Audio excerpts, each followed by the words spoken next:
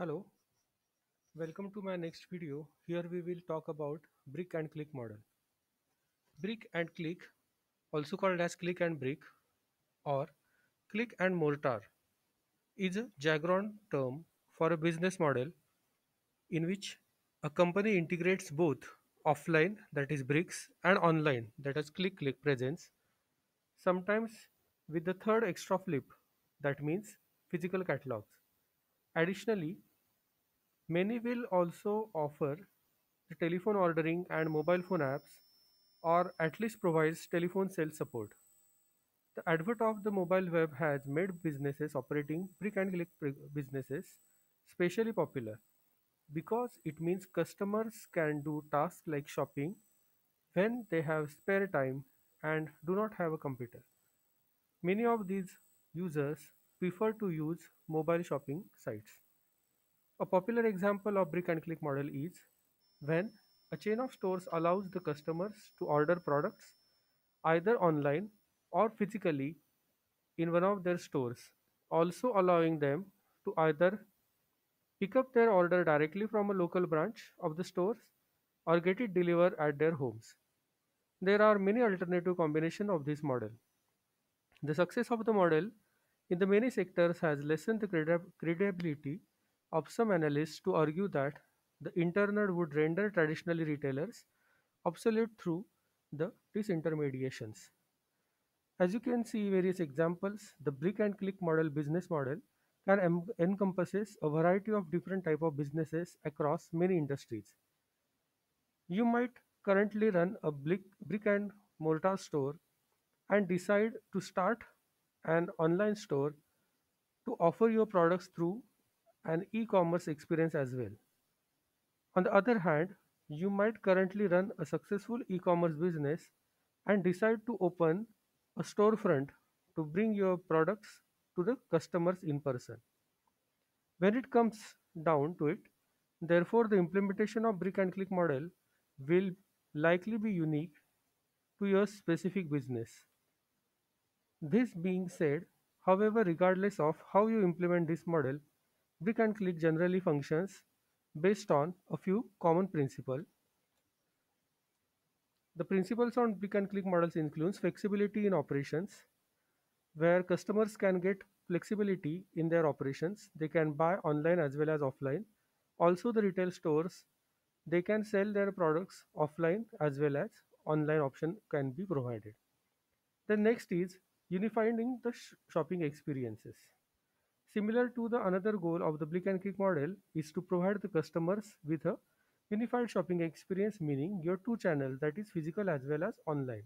So customer can enjoy both and the inventory can be manageable. The next is improved customer business. Both of these goals contribute to a large principle of improving the customer experience. Instead of catering to a single customer channel, the brick and click model can cater to a wide range of customer desires. Here, as the customer can order online as well as offline by picking up in the stores, they can meet their preferences. The next is brand building and growth.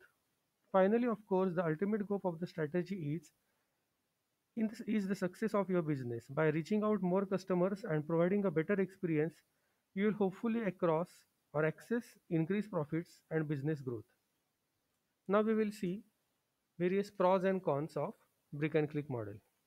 The pros include reach more customers in addition to providing in-store experiences for customers and online channel distribution goods far outside a local community to the global customers as well. Then analytics can improve offerings by using web analytical tools can help a physical store refine in-person offerings while meeting the customers in a physical location can provide real-time feedback for a better experience and response. Then providing a better customer experiences, the brick and click model allows retailers to cater to a wide range of customer preferences while remaining a competitive advantage. The various cons includes potentially cost prohibited.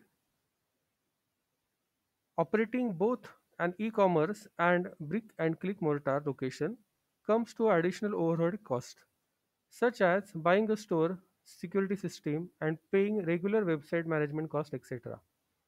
But if success of your business is large, then these costs can be minimized. Comes with a learning curve. For digital native or brick and click mortal only brands, learning how to leverage a new sale channel can represent a challenge.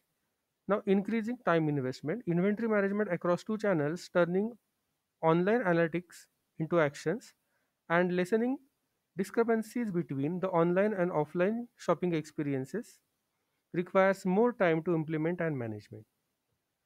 Moreover, before dividing into brick and click model, you will want to work on a detailed plan that specifies what actions you are going to take and how you are going to implement them, what resources and funds you will need, and how long it will take to complete these initiatives. So this is all about brick and click model. Now the next part is we will cover marketing myopia. Now this is diagram of marketing myopia. Marketing myopia is a term used in a marketing as well as the title of a marketing paper written by Theodore Levitt. Marketing myopia suggests that business will do better in the end if they concentrate on meeting customers' needs rather than the selling products. The myopia culture Levitt postulated like would pave the way for a business to fail due to the short-sighted mindset and illusion that a firm in a so-called growth industry. This belief leads to a compulsory and a loss of sight of what customer want. To continue growing, companies must ascend and act their customers' needs and desires, not bank on the presumptive longevity of their products. In every case, the reasons growth is threatened, slowed, and stopped is not because the market is saturated, it is because there has been a failure in the management. Like the oil companies, which represents one of the main examples in his paper, redefined their businesses as energy rather than just the petroleum. By contrast, when the Royal Dutch Shell embarked upon an investment program in nuclear power, it failed to demonstrate a more circumspect regards for their industry. One reason that short sightedness is so common is that people feel they cannot accurately predict the future. While this is a legitimate concern, it also possible to use a whole range of business prediction techniques currently available to estimate future circumstances as best as possible. Now, there is no such thing as a growth industry. There are only companies organized and operated to create, capitalize on growth opportunities. There are four conditions of the self deceiving cycle. Number one, the belief of growth is assured by expanding and more affluent population. Number two, the belief that there is no competitive substitute for the industry's major products. Number three, too much faith in mass production and in the advantages of rapidly declining unit cost as output rises. Number four, preoccupation with the product that lends itself to carefully controlled scientific experimentation, improvement, and manufacturing cost reduction. The new marketing myopia occurs when marketers fail to see broader societal context of business decision making, sometimes with disastrous results for their organizations and society. Now we will see few examples of a marketing myopia. Kodak lost much of its share to Sony cameras when digital cameras boomed and Kodak didn't plan for it. Nokia losing its market share to Android and iOS phones. Hollywood did not even tap the television market as it was focused only on movies. Marketing myopia for the futures. Dry cleaners may type of fibers and chemicals which result into less demand for dry cleaners, or maybe grocery stores. Supermarkets are a better opinion than regular grocery stores. After this, we will see marketing as the value delivering process. According to Philip Kotler, in hyper-competitive economy, the increasingly informed buyers face with abundant choices. A company can win only by fine-tuning the value delivery process and by choosing, providing, and communicating superior value. Example in the campaign, कुछ कीमत भी कुछ कीमती भी. Best price as well as something priceless. OLX has given a new, that is old yet old, outlook to a value by giving emotional and personal touch to the buyer-seller relationships. The value aspects of OLX has worked well in C2C markets, but it can be developed in situations at even businesses to the customer markets. The value delivering process. Now we will see value delivering process. Marketing is the process of value exchange. Value actually represents the exchange of tangible goods, services, ideas, time, and maybe other intangible between the buyers and sellers. In fact, the key to a successful exchange is each party has some value desired by the order.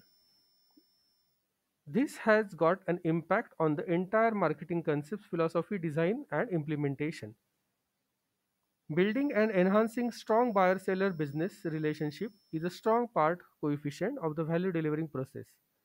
Most pragmatically, the value delivering process is a strategic management approach that differentiates a customer-oriented organization from the traditional brand making and selling.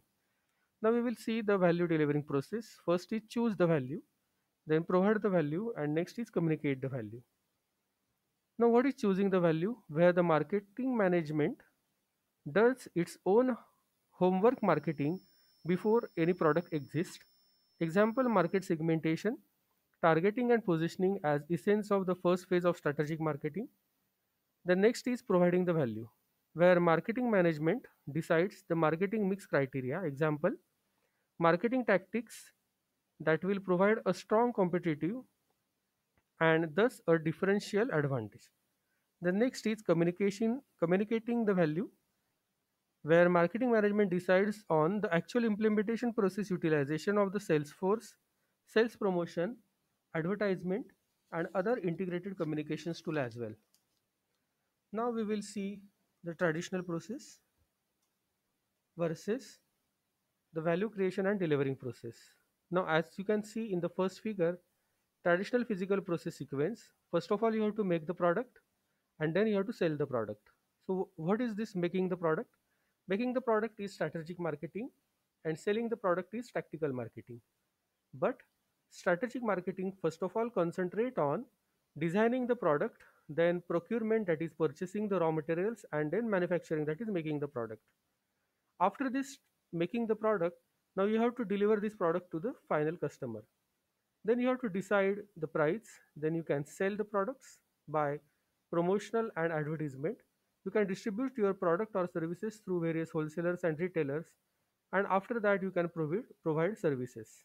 So this is your selling of the product. This was your traditional, or few of the products and services. This is still the traditional physical process sequence.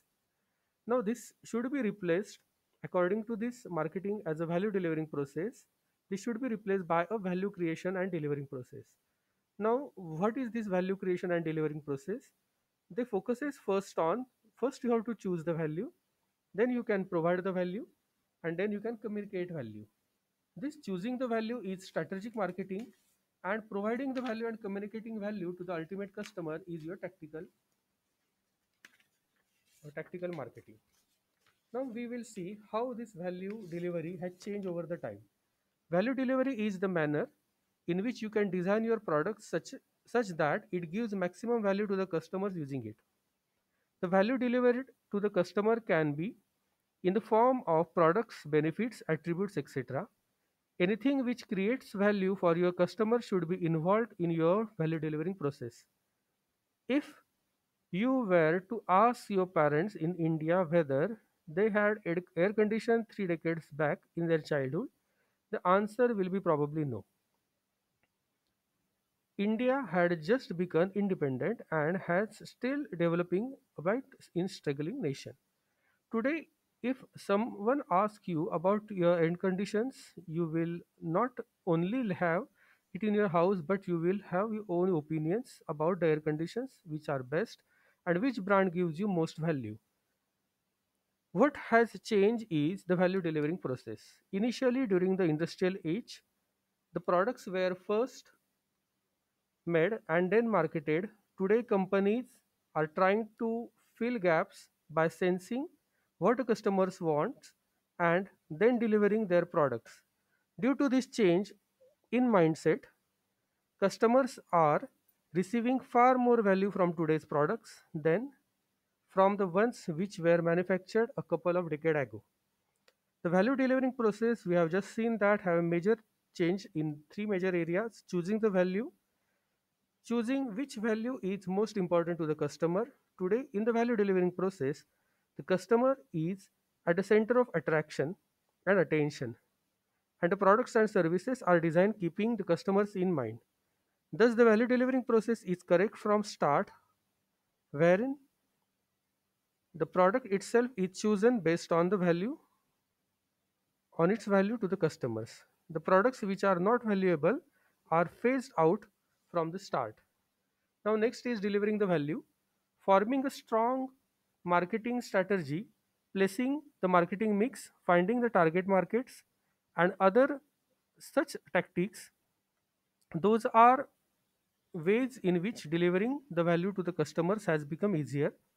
Marketing as a career itself has evolved whereby the many companies are closely watching the strategies being implemented in their marketing department. Thus, delivering the value has become easier. The next is communicating the value. Once the value delivery process is designed, it is important that you communicate the value to the customer. Today, there is a lot of noise, and customers do not pay attention to a message unless it is repeated over and over. Thus, forming a promotional mix and ensuring that the customers does not overlook the value being delivered is important. So finally, thus over a period of time, customers has evolved from to form the base of the value delivering process. With the advancement in the technology, we can be sure that the value of the products will not only increase instead of decreasing. The product development functions will evolve even faster and give unthinkable innovations and development from the current age products. Thus, you need to look at your business and decide is your value delivering is up to the mark or not. So that's all for today. We will stop here.